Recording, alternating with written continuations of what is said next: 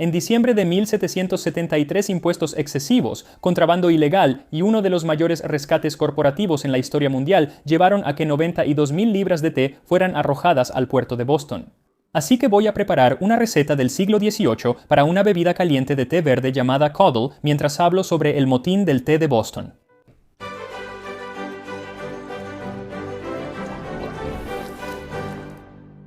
Así que, aunque obviamente voy a preparar una tetera de té para este episodio, quería algo un poco más interesante que simplemente preparar una tetera de té. Y encontré algo un poco más interesante en la edición de 1734 de La ama de casa completa o compañera de la dama distinguida de Eliza Smith. El libro es inglés, pero fue el primer libro de cocina que se imprimió en las colonias americanas cuando se imprimió en Williamsburg, Virginia, en 1742. Y además de contener la primera receta inglesa para algo llamado ketchup, la autora incluye una receta para coddle de té. Ahora, coddle es una palabra antigua que en realidad solo se refiere a cualquier bebida caliente. Pero normalmente era a base de vino o cerveza, empezando en la Edad Media. Y luego se endulzaba, se le agregaban especias y se espesaba con yemas de huevo, pan rallado u otro espesante. Esta es la primera receta de coddle que me he encontrado que utiliza no solo un licor como el alcohol, sino también té, específicamente té verde. Ella dice que para hacer coddle de té, prepares 1 litro de té verde fuerte y lo viertas en una sartén poniéndolo sobre el fuego. Luego bate las yemas de 4 huevos y mézclalas con una pinta de vino blanco, una nuez moscada rallada, azúcar al gusto y pon todo junto. Y revuélvelo sobre el fuego hasta que esté bien caliente, luego bébelo en tazas de porcelana como coddle. Ahora, ya que este episodio trata sobre el motín del té de Boston, quería usar uno de los tipos de té que arrojaron al puerto de Boston en 1773. Ahora, el té más común que había en los barcos era algo llamado bohea, que es un té negro y era como el de menor calidad de los tés negros. Pero también tenían 2 tés negros mucho mejores. Uno era Kungu y otro era Souchong. Luego había 2 tés verdes, Singlo y Young Hyson. Y el té Hyson era consumido por los colonos más ricos y era el favorito tanto de George Washington como de Thomas Jefferson. Y el té fue nombrado en honor a Philip Hyson, quien era el director de la Compañía de las Indias Orientales. Y como la Compañía de las Indias Orientales juega un papel importante en la motín del té de Boston, he optado por usar ese. Así que para esta receta, lo que vas a necesitar es 1/4 de galón, o sea, 1 litro de agua, 2 cucharadas de té verde de hoja suelta, 4 yemas de huevo, 2 tazas o 475 mililitros de vino blanco, una nuez moscada, aproximadamente 2,5 cucharaditas ralladas y aproximadamente media taza o 100 gramos de azúcar blanca al gusto. Así que vamos a empezar preparando el té verde, que debe infusionarse, no hervirse, solo infusionarse. Así que calienta el agua en la estufa hasta que alcance aproximadamente entre 170 y 180 grados Fahrenheit, alrededor de 80 grados Celsius, asegúrate de que no hierva. Luego agrega el té verde, revuélvelo y déjalo infusionar durante unos 3 minutos. Si lo dejas más tiempo, puede volverse amargo. Una vez que esté infusionado, cuela las hojas de té y deja el líquido en una cacerola mediana. Déjalo enfriar hasta que esté solo tibio. Y mientras se enfría, puedes tomar tus 4 yemas de huevo y batirlas en un tazón con la nuez moscada, y luego agregar el azúcar y batir también. Una vez que todo eso esté combinado, puedes agregar el vino blanco y revolver hasta que todo esté disuelto. Luego, una vez que el té se haya enfriado hasta que esté tibio al tacto, puedes agregar esa mezcla de huevo. Si está demasiado caliente cuando agregues la mezcla de huevo, el huevo se va a cuajar y eso es asqueroso, así que espera hasta que esté solo tibio al tacto. Luego pon esto a fuego medio y deja que se caliente lentamente. En cuanto empiece a salir vapor, puedes revolverlo hasta que llegue a unos 175 grados Fahrenheit o 80 grados Celsius, no mucho más caliente que eso. Ahora, algunas versiones del coddle llevan mucha más yema de huevo o le ponen pan molido o a veces avena y se vuelven muy espesos, casi como una papilla o una natilla que se puede beber.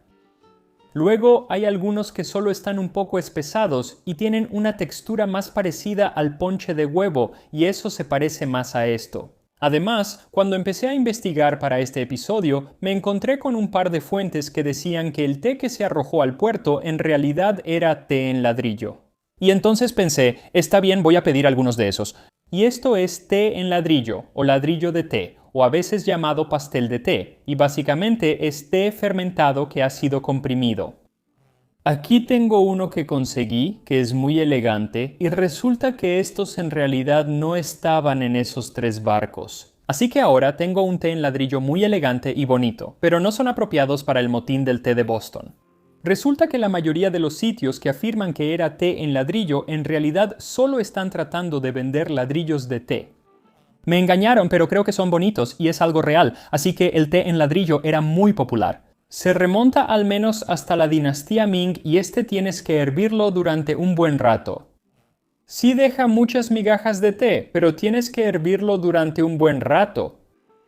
El té que realmente estaba en los 3 barcos en el motín del té de Boston, todo era té de hoja suelta. Y lo sabemos porque en realidad tuvieron que rastrillarlo hacia el agua en un momento. Realmente no puedes rastrillar un ladrillo. El motín del té de Boston ocurrió en marea baja, así que, mientras algo de té llegó al océano, parte de él simplemente se amontonó en montículos en el lodo. Así que enviaron a personas con rastrillos y les dijeron, está bien, échenlo al océano. Pero me estoy adelantando mucho porque de lo que realmente quiero hablar son las causas del motín del té de Boston. Y obviamente es muy complicado y hay muchas causas diferentes y distintas personas tenían diferentes motivaciones. Pero muchas de ellas en realidad se reducen a la avaricia excesiva de algunos de los colonos ricos. Y uno de los rescates corporativos más grandes de toda la historia. Así que mientras tu Coddle se calienta, asegúrate de estar suscrito a Tasting History y déjame contarte un poco más sobre el motín del té de Boston. La mayoría de nosotros aprendimos en la escuela que el motín del té de Boston ocurrió como una protesta contra los impuestos sin representación. Y en parte fue así, pero como la mayoría de las cosas en la historia, siempre es mucho más complicado que eso. Se han escrito libros enteros sobre esto. Además, resulta que para algunas de las personas involucradas, tal vez no fue tan noble después de todo. Pero al menos comienza con los impuestos. Verás, después de la Guerra de los 7 años, el gobierno británico, aunque victorioso, también estaba completamente en bancarrota. El Parlamento, por supuesto, estaba acostumbrado a recaudar dinero mediante impuestos y aranceles a los ciudadanos de la madre patria y sus empresas, pero hasta entonces nunca había impuesto un impuesto directo a quienes vivían en las 13 colonias americanas. Bueno, ya que gran parte de la guerra se libró en Norteamérica para beneficio de los colonos, es lo que aquí llamamos la Guerra Franco-Indígena. El Parlamento y el rey Jorge III consideraron que era justo recuperar parte de ese dinero cobrando impuestos a los colonos que se beneficiaron de la guerra. Primero vino la Ley del Azúcar en 1764 que, como su nombre lo indica, era un impuesto sobre el azúcar, pero en realidad era una modificación de un impuesto a la melaza que tenía 30 años y el efecto era menos gravar a la gente y más frenar el contrabando. Pero luego vino la Ley del Timbre y este fue el primer impuesto directo que se impuso prácticamente a todos. Uno, si alguna vez necesitabas cualquier tipo de documento legal o periódico o revista o incluso cartas para jugar, tenía que tener un sello real y ese sello te costaba dinero. La cosa es que este impuesto fue aprobado por el Parlamento sin que ninguno de los colonos tuviera representación en el Parlamento, así que esto era impuestos sin representación. Y la protesta fue abrumadora, tanto que lo derogaron en 6 meses. En su lugar, el Parlamento aprobó la Ley de Ingresos de Townshend, que añadió impuestos a ciertas importaciones como pintura y papel, plomo, vidrio y té. De nuevo, la reacción fue tan intensa que en 1770 el Parlamento derogó todos los impuestos excepto uno. Mira, originalmente muchas personas en el Parlamento simplemente dijeron vamos a eliminar todos los impuestos. Esto es ridículo, no vale la pena. Pero el primer ministro, Lord North, dijo no, tenemos que mantener uno para afirmar nuestro derecho a gravar a los colonos. Si los quitamos todos, entonces de alguna manera estamos renunciando a ese derecho, y eligieron el té como el que iban a mantener. Bueno, los colonos, que no estaban de acuerdo en que el Parlamento tuviera derecho a grabarlos, decidieron boicotear el té británico y buscar otras opciones menos legales.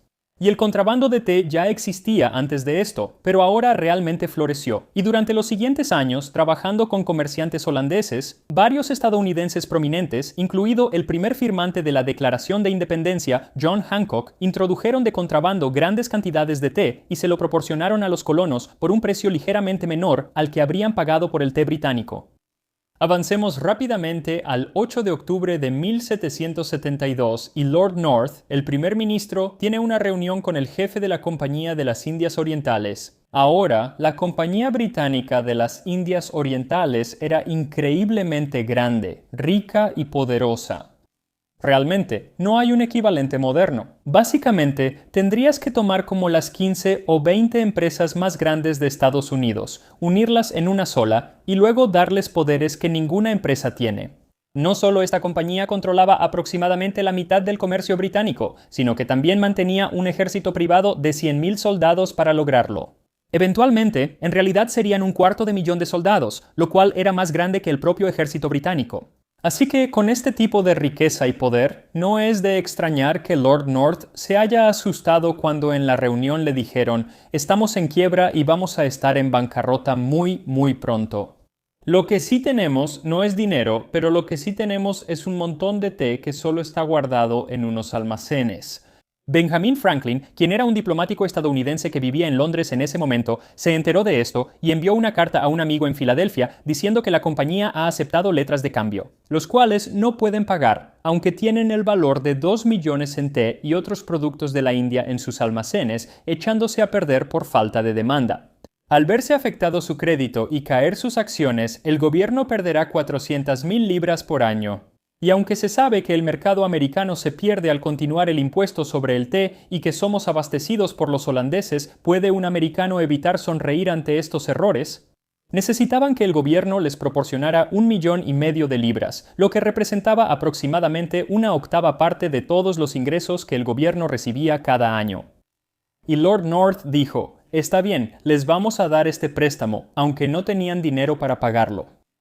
Pero entonces el gobierno británico asumió más control sobre la compañía y tuvieron que aprobar una ley para asegurarse de que la compañía pudiera realmente devolver el dinero, y esa fue la ley del té.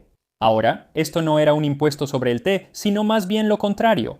De hecho, permitió que la Compañía de las Indias Orientales evitara a los intermediarios en Londres e importara directamente a América con un impuesto mucho menor sobre el té. En realidad, bajaría el precio del té para los colonos americanos, abriendo así el mercado estadounidense y dándole a la compañía un monopolio sobre el té más barato suministrado a los colonos. Con esta sola ley, Lord North estaba salvando a la Compañía Británica de las Indias Orientales, asegurando que pudieran pagar el préstamo y apaciguando a los colonos al suministrarles té más barato. Fue una jugada maestra, o al menos eso pensaba Lord North. Pero otra carta de Benjamin Franklin muestra por qué estaba equivocado sobre eso. Ahora, el plan inteligente es reducir tanto el impuesto aquí como para que el té sea más barato en América de lo que los extranjeros pueden suministrarnos y mantener el impuesto allá para conservar el ejercicio del derecho. No tienen idea de que alguna gente pueda actuar por algún otro principio que no sea el interés. Y creen que 3 peniques por libra de té, de la cual uno quizá no beba ni 10 libras en un año, es suficiente para superar todo el patriotismo de un americano. Mira, en realidad no se trataba del precio del té. Se trataba del derecho británico de cobrar impuestos a los colonos y del derecho de los colonos a que los británicos no les cobraran impuestos. Y así, aunque el té ahora sería más barato que el té de contrabando, todavía tendría un pequeño impuesto, y eso seguía siendo un impuesto demasiado alto para muchos de los colonos. Aquellos que estaban detrás de la frase «no hay impuestos sin representación», personas como John Adams y Sam Adams, no permitirían esto. Y aquellos que estaban ganando mucho dinero con el té holandés de contrabando, como John Hancock, tampoco permitirían esto. Pero el té salió de Londres de todos modos, y el 28 de noviembre de 1773 el Dartmouth, cargado con 114 cajas de té de la Compañía Británica de las Indias Orientales, proveniente de China, llegó al muelle de Griffin en el puerto de Boston. Poco después, el Eleanor y el Beaver también llegaron, todos llenos de té y otros productos, y todos preocupados por la violencia, por lo que no estaban dispuestos a descargar su cargamento. Por ley, los dueños de estos barcos tenían que descargar su cargamento dentro de los 20 días de su llegada y pagar el impuesto correspondiente, y ese 20º día sería el 17 de diciembre. Bueno, el 16 de diciembre, la noche antes de la fecha límite para descargar el té y pagar el impuesto, de 5.000 a 7.000 personas, más de un tercio de la población de Boston, se reunieron en el Old South Meeting Hall para escuchar discursos y debates sobre qué hacer exactamente, con la esperanza de que el gobernador Thomas Hutchinson permitiera que los barcos regresaran a Inglaterra sin descargar el té. Pero cuando llegó la noticia de que él se negó y dijo que si esos barcos intentaban salir del puerto, les dispararían, Samuel Adams se levantó y declaró que esta reunión no puede hacer nada más para salvar al país. Ahora, algunas personas realmente afirman que esa fue la señal para dirigirse al puerto de Boston y tirar el té, pero en realidad no lo fue. De hecho, intentó mantener a la gente ahí porque no había terminado de hablar. La reunión todavía tenía un poco más de tiempo por delante. Pero unos 10 o 15 minutos después, hubo algunas personas que se levantaron y fueron y se disfrazaron, muchos de ellos de guerreros Mohawk, y entre las 6 y las 7 de la tarde, alrededor de 50 a 100 hombres bajaron al muelle de Griffin y abordaron los 3 barcos. Y de manera bastante metódica, durante un periodo de 3 horas, destruyeron alrededor de 342 cajas que contenían 92,000 libras de té. Ahora, la mayoría de los líderes de este movimiento, como John Hancock, Samuel Adams y Joseph Warren, no fueron. De hecho, no solo se quedaron atrás, sino que se aseguraron de que los vieran quedarse atrás. Así que básicamente tenían una coartada porque era un acto ilegal que se iba a perpetrar. De hecho, el único de los líderes que sí fue a los barcos fue un hombre llamado William Molyneux, quien terminó muriendo un año después. Así que normalmente ni siquiera recordamos su nombre. La mayoría de las personas que fueron eran gente común, solo trabajadores del muelle y cosas así. Y entonces fueron allí para destruir el té y solo para destruir el té. Hoy en día es difícil imaginar lo atroz que fue este acto, porque la destrucción de la propiedad era una de las peores cosas que una persona podía hacer. Quiero decir, todavía lo es. Pero en ese entonces se tomaba mucho más en serio, especialmente en las colonias. Así que se aseguraron de que solo estaban destruyendo el té y que no tocarían nada más. De hecho, algunas personas se quedaron después para barrer cualquier pedazo de madera rota y todo lo que había en las cubiertas de los barcos porque querían dejarlas impecables. Y había un candado que tuvo que ser destruido para acceder al té en uno de los barcos. A la mañana siguiente, la persona que lo rompió trajo un candado nuevo y dijo: «Oye, aquí estoy para reemplazar tu candado». Realmente se trataba solo de destruir el té como un acto de desafío. Y era algo serio, y ellos sabían que era serio, y todos los demás también lo sabían. Al día siguiente, salió en los periódicos y la gente escribía sobre eso. John Adams escribió: «La suerte está echada. El pueblo ha cruzado el río y ha cortado el puente». Anoche, 3 cargamentos de té fueron vaciados en el puerto. Este es el acontecimiento más grandioso que ha ocurrido desde que comenzó la controversia con Gran Bretaña. La sublimidad de esto me encanta. Por cierto, el uso excesivo de comas de John Adams me desconcierta absolutamente. Simplemente no lo entiendo.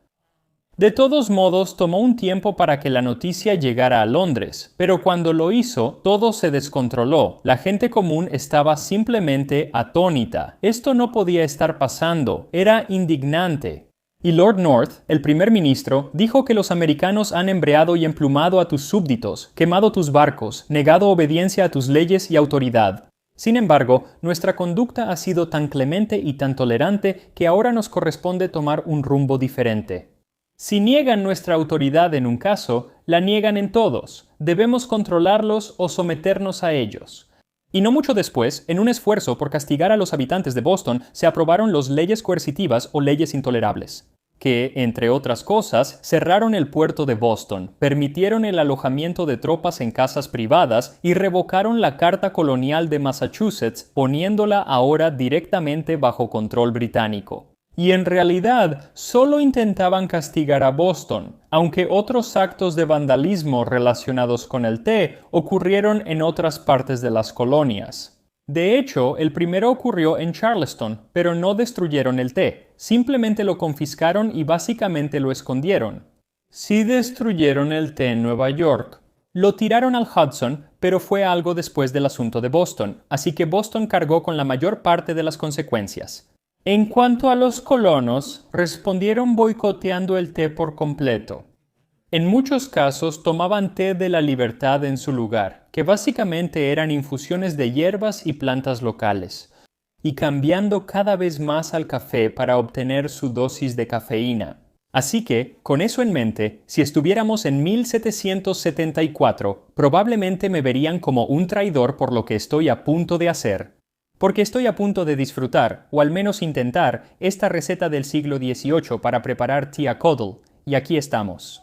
Tea coddle usando el mismo té verde que fue arrojado al puerto durante la motín del té de Boston, así que realmente puedes oler el vino y la nuez moscada. No percibo mucho aroma a té verde, pero vamos a probarlo.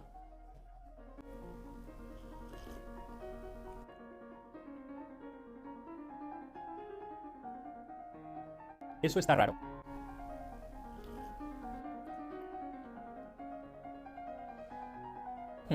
Está bien. Entonces, sí puedes saborear el té verde y la nuez moscada. De hecho, realmente no percibo el vino. Curiosamente, puedo olerlo, pero no puedo saborearlo.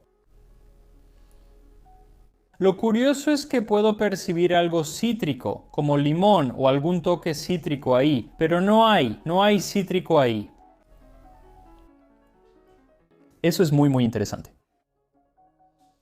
No me desagrada eso.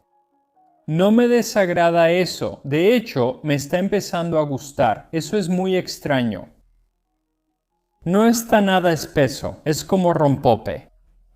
Es solo un poco más espeso que el líquido con el que empezó. Pero no es tan espeso que, como dije, no es como si fuera a cubrir la parte de atrás de una cuchara ni nada, pero en realidad es bastante agradable. Pero sí, hay como un toque cítrico, y supongo que eso en realidad es el vino. Pero algo pasó con el sabor y cambió. Y es algo nuevo. Y eso está muy padre, así que sí, realmente vale la pena hacerlo, aunque sea solo para probar una bebida tan interesante, porque no vas a encontrar esto en muchos menús hoy en día, te lo puedo asegurar. Y nos vemos la próxima vez en Drinking History.